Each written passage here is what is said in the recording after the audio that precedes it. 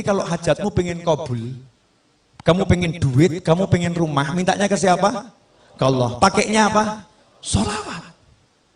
Gak pakai sholawat, ditolak sama Allah. Makanya kalau ada orang mengatakan jangan gunakan sholawat untuk mobil, jangan gunakan sholawat untuk motor, jangan gunakan sholawat untuk hajat dunia, maka jawablah, lantas suruh pakai apa? Kalau nggak pakai minta sama Allah, suruh pakai duit, suruh pakai kerja, suruh pakai usaha, suruh mengandalkan ikhtiarnya, melupakan Tuhannya. Ajaran siapa ini? Ini bukan ajaran Nabi Muhammad SAW. Makanya orang yang nggak punya duit kalau udah kenal Allah, kenal Rasulullah, nggak ada yang pesimis, optimis. Nggak punya duit pengen beli mobil, jalan di kampung lenggak-lenggok. Ditanya, kemana? Showroom. Ngapain? Beli mobil. Duitnya ada? Belum. Nah terus proses sholawat. Tahap awal, sholawatin dulu. Sholawatin. Dianggap orang stres. Ini yang normal ini. Yang anggap stres itu yang stres. Bener. Apa? Nanti akan saya jelaskan. Serius. Yang kedua, dalil tidak terbantahkan. Dan ini yang punya Habib dan Kiai serta murid-murid dan kawannya. Yang lain nggak punya. Cari, cek itu. Cari di Google nanti. Kalau nggak percaya, di Google kalimatnya pakai bahasa Arab. Ya. Satu-satunya amal yang tidak ditolak sama Allah hanyalah sholawat. Yang lain nanti dulu. Cek, recheck, tolak, terima, tolak, terima. Kalau sholawat langsung diterima.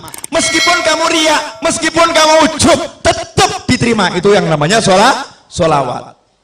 Habib, Yai, masa bisa sholawat mengalahkan sholat? Nah ini pemikiran gak beres ini. Jadi kalau sholawat bisa mengalahkan sholat, seakan-akan ini sholawat sesuatu yang salah.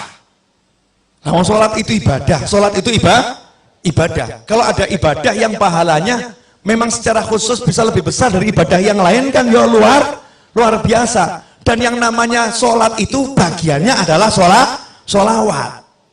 Paham? Jadi kalau nggak ada sholawat tidak ada sholat. Ini harus dipahami. Sabar. Pelan-pelan. Step by step. Biar nggak gagal paham ya. Ayatnya, innallaha wa malaikatahu yusalluna 'alan nabi ya ayyuhalladzina amanu sallu 'alaihi wa sallimu taslima. Allahumma shalli wa sallim wa barik alaihi. Setiap mau mulai maulid dibaca enggak ini? Dibaca kan? Ayat ini dibaca. Coba diterjemahkan. Inna, sesungguhnya, innallaha, Allah bersolawat kepada Nabi, wa malaikatahu, dan malaikat-malaikat Allah bersolawat kepada Nabi. Hai orang-orang yang beriman. Siapa yang manggil?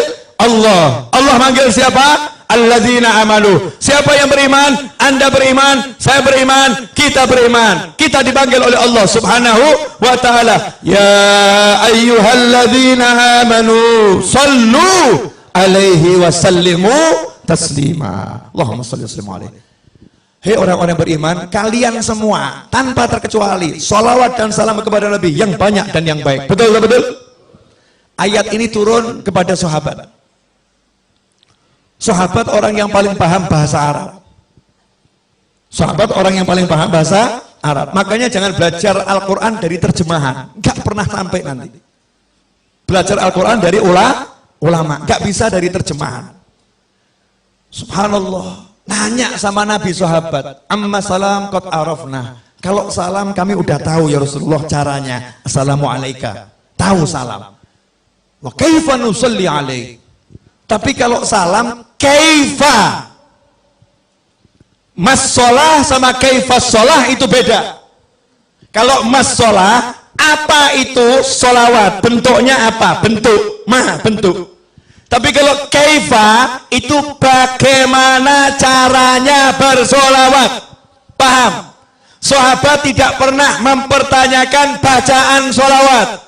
Yang ditanyakan sahabat, caranya bersolawat. Antara cara sama bacaan itu dua hal yang jauh berbeda. Sahabat nanya, kaifa nusalli alaik? Jawaban Nabi apa? Qulu, caranya kamu cukup mengucapkan Allahumma sholli ala sayyidina Muhammadin wa ala ali sayyidina Muhammad. Allahumma sholli wa sallim alaihi. Bukan bentuknya. Kalau bentuknya macam-macam. Ada sholawat Ibrahimiyah, ya. Ada sholawat yang untuk keluarga Rasulullah, ada sholawatnya sahabat, ya. Ada sholawatnya tabi'in, ada sholawat Nabi yang diajarkan ulama di dalam mimpi. Macam-macam. Ada sholawat yang dikarang oleh para ulama. Bentuknya bebas, bentuknya bebas. Caranya ini yang benar. Apa caranya? Ucapkanlah Allahumma sholli. Ya Allah, tolong kamu bersolawat. Solawat itu artinya doa. Makanya ketika sahabat diperintahkan bersolawat dalam Al-Quran, sahabat bingung. Doakan Nabi, doakan Nabi. Ucapkan salam untuk Nabi, doakan Nabi. Maka sahabat nanya sama Nabi, cara doakan Nabi gimana? Karena Nabi udah dapat semuanya. Gimana mendoakan? Maka sama Nabi diajarin. Kamu bilang saja sama Allah, ya Allah, tolong kamu yang doakan Nabi. Allahumma sholli. Ya Allah, tolong kamu yang bersolawat sama Nabi. Ya Allah, tolong kamu yang bersolawat kepada keluarga Nabi Muhammad SAW. Dah, sekarang dicek dulu. Cek. Pemahamannya udah nyampe belum? Yang perintah siapa? Yang dapat perintah siapa? Mukmin. Betul. Allah merintah kita untuk ngapa? Solawat. Solawat kepada siapa? Kepada Nabi Muhammad SAW. Nabi ngajarin kita bagaimana? Minta saja sama Allah, Allahumma sholli. Ya Allah, tolong kamu solawat sama Nabi. Betul? Ya Allah, tolong kamu solawat sama Nabi. Maka Allah jawab, innallaha wa malaikatahu yusholluna ala nabi. Allah dan malaikat udah terus-terusan selalu solawat sama Nabi. Kalian yang solawat sama Nabi. Kita jawab lagi, ya Allah, kamu saja yang solawat sama Nabi. Allahumma sholli ala sayyidina Muhammad. Ya Allah, tolong kamu saja yang solawat sama Nabi.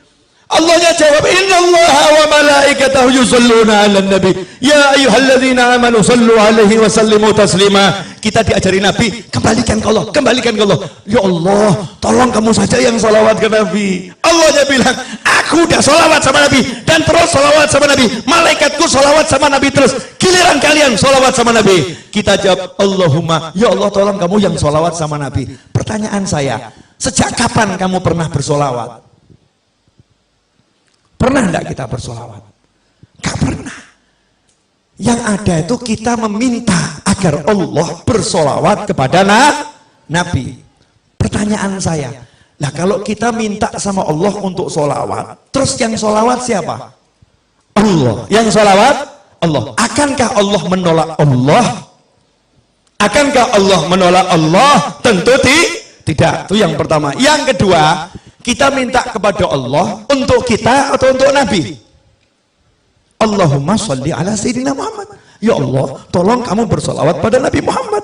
Berarti kita minta kepada Allah untuk siapa? Untuk Nabi. Lah kalau ada orang minta buat Nabi, kira-kira sama Allah diterima atau ditolak?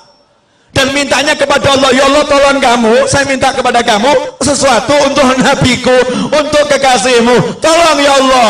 Kira-kira sama Allah dikasih atau nggak dikasih? Dikabulkan atau nggak dikabulkan? Kenapa? Untuk kekasih Allah semua diberikan oleh Allah. Makanya kamu riak, kamu ujub kalau minta untuk Nabi Muhammad SAW pasti diterima oleh Allah Subhanahu Wa Taala. Jelas? Nah, bagian asiknya di sini. Akhirat. Bab duit. Ini sebetulnya rahasia para wali. Nggak boleh di-share seharusnya.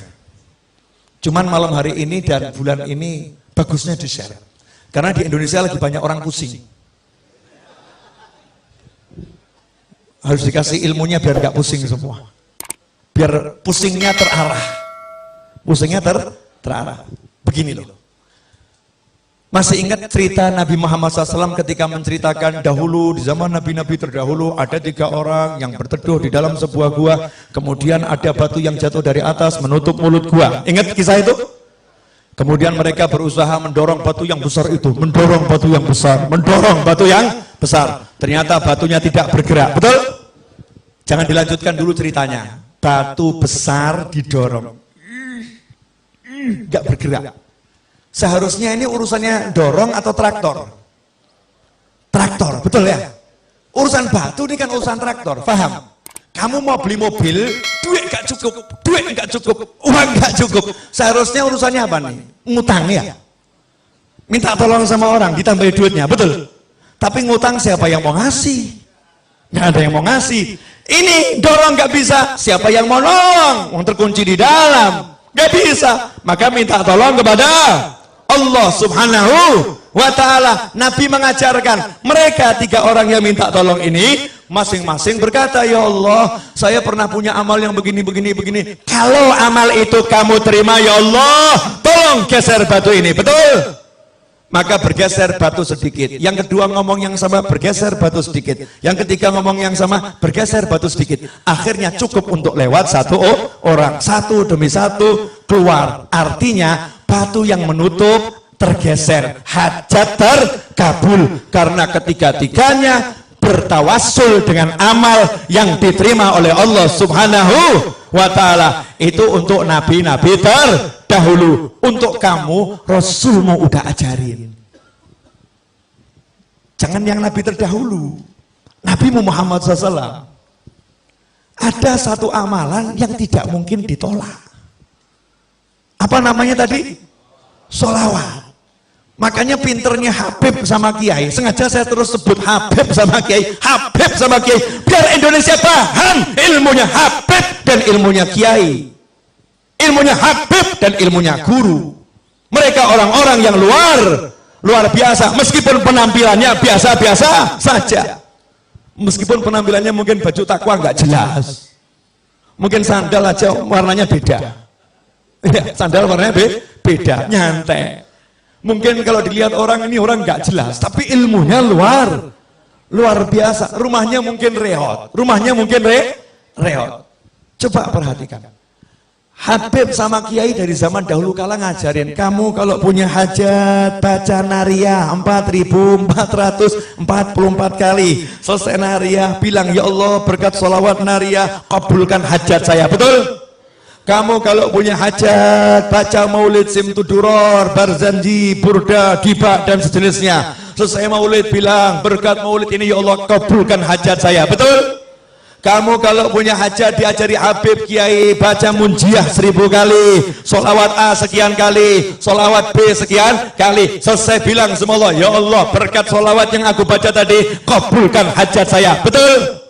Pertanyaan saya, ajaran Habib sama Kiai ini berasal dari mana? Dari ajaran langsung Nabi Muhammad Sallallahu Alaihi Wasallam. Amal yang tidak ditolak. Dan buat kita amal yang tidak ditolak adalah sholawat. Makanya kalau kamu pengen beli mobil, baca nariyah 4.444 kali. Tapi jangan diwakilkan. Kalau kamu wakilkan, yang kabul yang mewakili. Karena judulnya ini mau tawasul dengan mujahadahmu, dengan usahamu. Gantinya dorong batu tadi loh. Usahanya duduk di kamar. Nanti kamu masuk kamar bilang sama istri, Dek saya mau beli rumah dulu ya, jangan diganggu 5 jam. Siapkan kopi, teh dan makanan. Kunci kamarnya jangan diganggu. Kholwat 5 jam. Nariyah, munjiah. Anaknya ditanya sama ibunya, nanya sama ibu, ibu ayah mana? Beli mobil. Di mana? Di kamar. Masya Allah. Keluar dari kamar ya, ayahnya ada tamu, terus anaknya cerita, ayah tadi beli mobil. Oh iya benar, di mana? Di kamar. Masya Allah. Tamunya nanya, iya betul, iya. Gimana caranya? Nariyah 4.444 kali. Hasilnya sebentar lagi saya harus keluar dulu. Hasilnya sebentar lagi saya harus keluar dulu. Baru dia keluar, jalan ke pasar, jalan cari obyekan, jalan dia bergerak. Nanti itu sholawatnya akan bekerja. Sholawatnya akan bekerja. Loh, kalau Nabi yang terdahulu saja umatnya di dalam gua nggak ngapa-ngapain, diem saja, gerak sendiri. Lah kamu udah pakai sholawat, masih pakai kerja, nggak kabul ya nggak mungkin. Mana imanmu? Mana yakinmu? Mana percayamu? Jangan percaya dengan fata morgana. Pekerjaan itu fata morgana, perencanaan itu fata morgana. Ajaran nabimu itu nyata, saudara-saudara. Allahumma shalli alaihi. Jelas. Masing-masing buat rencana kelihatannya. Mulai pulang mau sholawat. Mau sholawat. Mujahadah, baca sholawat. Ini kalau semua ngamalin sampai nanti sudah terwujud, komisi nggak nyampe Solo, awas. Oh, namanya guru tuh harus dapat komisi, yang ngajarin kan ya. Perdagangan kan begitu kan ya. Yang ngajari kan dapat apa itu, hak cipta ya. Royalti. Nah, royalti nggak usah banyak-banyak, udah 10%. Royalti 10%. Ikhwani rahimakumullah. Jelas yang saya sampaikan? Jelas? Sekarang hidup ringan atau berat? Ringan ya? Gak usah repot, kita punya Nabi Muhammad sallallahu alaihi wasallam. Ada yang masih ngeyel, mungkin nonton orangnya. Sebentar. Masih belum puas. Oke, satu lagi. Yang di rumah tuh masih belum puas dalilnya. Wa may yattaqillaha yaj'al lahu makhrajan wa yarzuqhu min haitsu la yahtasib. Siapa takwa kepada Allah, Allah akan selalu memberikan solusi untuk masalahnya, apapun itu masalahnya. Wa yarzuqhu min haitsu la yahtasib. Dan Allah akan selalu memberinya surprise rezekinya surprise, rezekinya kejutan, tidak bisa dipikir dari mana datangnya, tahu muncul. Itu namanya min haitsu la yahtasib. Bahasa kerennya surprise, itu kerennya. Rezekinya surprise. Ayatnya itu, lihat asbabun nuzulnya. Asbabun nuzulnya tentang suami istri yang anaknya tertawan oleh musuh. Terus suami istri ini menghadap Nabi Muhammad SAW. Terus ngomong sama Nabi, anak saya ditawan musuh. Apakah Nabi kirim pasukan untuk membebaskannya? Apakah Nabi mengatakan, satu sahabatku nyawanya seperti nyawa seluruh umatku, maka akan kukerahkan seluruh pasukan untuk bebaskan anakmu? Apakah seperti itu? Enggak. Nabi mengajari, pulanglah kamu ke rumah, ajak istrimu, bacalah haula wala quwata illa billah. Maka sang suami pulang ke rumah. Sampai di rumah istrinya dikasih tahu. Apa jawaban istri yang solihah? Masya Allah, petunjuk yang luar biasa. Ini anaknya ditawan. Nabi nggak kirim pasukan. Nabi nggak kirim pasukan khusus. Nabi tidak buat perencanaan untuk pembebasan secara zahir. Tapi Nabi ngajari, ucap la haula wala quwata illa billah. Istri ini mengatakan, ini cara yang paling hebat. Ini petunjuk yang luar biasa. Sekarang suami pergi ke tempat kiai, pergi ke tempat habib, penuh dengan yang namanya masalah, kemudian diajarin Kiai Habib, baca Simtudurur di rumahmu setiap malam Jumat, akan selesai masalahmu. Pulang ke rumah, ngomong sama istri, istrinya menjawab, maulid lagi, urusannya duit kok suruh baca maulid, urusannya utang nggak selesai kok suruh baca maulid. Na'udzubillah, amin. Mana perencanaanmu, mana strategimu? Rasulullah enggak membuat strategi, sahabatnya tidak suruh membuat strategi, suruh duduk zikir kepada ilahi Rabbi. Hasilnya subuh, ketok pintu rumah, anaknya datang, assalamualaikum, rangkulan nangis. Anaknya datang bawa kambing sejumlah lembah itu ya, lembah. Di riwayat yang lain kuda sebanyak itu, masya Allah. Maka sang ayah ini langsung ngadep ke Rasulullah SAW. Ya Rasulullah, anak saya udah pulang, selamat, bahkan bawa rampasan perang. Ternyata anaknya ketika ditawan, yang nawan dibuat tidur sama Allah. Kemudian anaknya bisa melepaskan ikatannya. Anaknya kemudian melarikan diri. Dan ternyata kambingnya saat itu, dan atau kudanya saat itu, semua ikut sama anak tersebut ke Madinah Nabi Muhammad SAW. Sehingga sampai depan pintu, orang tuanya bahagia, anaknya bahagia, kambingnya juga bahagia. Kambingnya dijeroni dari tangan orang kafir ke tangan muslimin. Apa kata Nabi? Muncullah itu turun ayat, wa may yattaqillaha yaj'al lahu makhrajan wa yarzuqhu min haitsu la yahtasib. Makanya kalau kamu pengen solusi, kamu pengen rezeki, jalannya takwa. Dan salah satu jalan takwa yang terbaik adalah sholawat pada Nabi Muhammad sallallahu alaihi wasallam. Makanya kalau ada orang mengatakan jangan jadikan sholawat untuk cari dunia, orang ini tidak paham ilmunya Allah dan Nabi Muhammad SAW.